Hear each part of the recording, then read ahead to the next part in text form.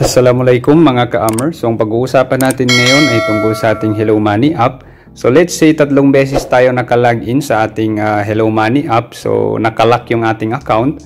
So paano ba natin siya i-unlock? So panoorin natin. Baka makatulong ito sa inyo. Okay? So let's say ilagin natin yung ating account. Okay? So let's say maglagay lang tayo ng password dyan. So 3 beses yan siya. Ayan.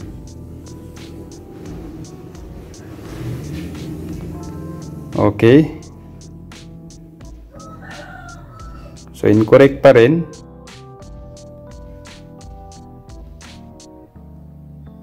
Ayan. So as you can see, your account is locked due to multiple incorrect password attempts.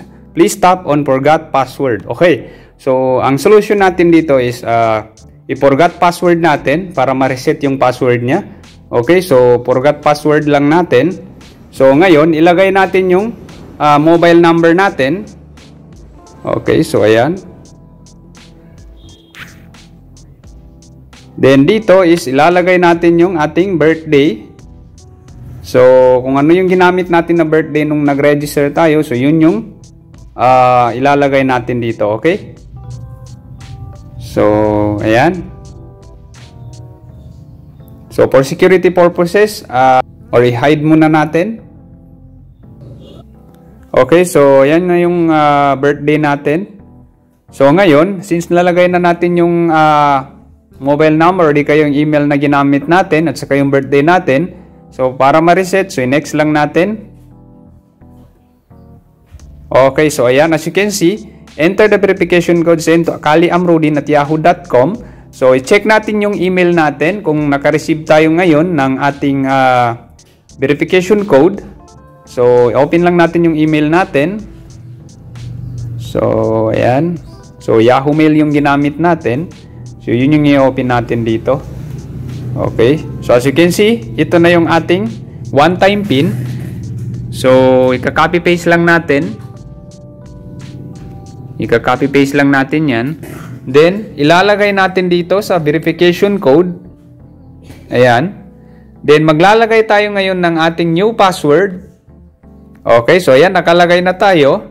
So, ngayon, ilagay natin dito ulit, confirm password. Okay, so ayan, as you can see, nakalagay na tayo ngayon ng ating password. So, pindutin lang natin itong reset password. Okay, so success. Your password has been successfully reset. You may now log in using your new password. So note, meron ditong note, biometrics authentication has been disabled. So kung may biometrics yung cellphone nyo, so na-disable yan siya. So pwede natin siya i-enable mamaya. Okay, so mag-login lang tayo gamit yung ating new password. Okay.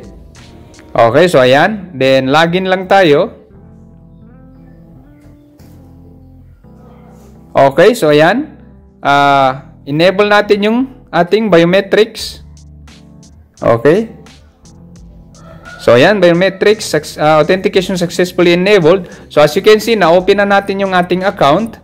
So pag na-lock yung ating account, so madali lang siya i-unlock. So ganun lang yung steps, guys. So I hope nakatulong ito sa inyo. Thanks for watching and don't forget to subscribe to Ammer TV for the latest videos na aking upload. Sukran and wassalam.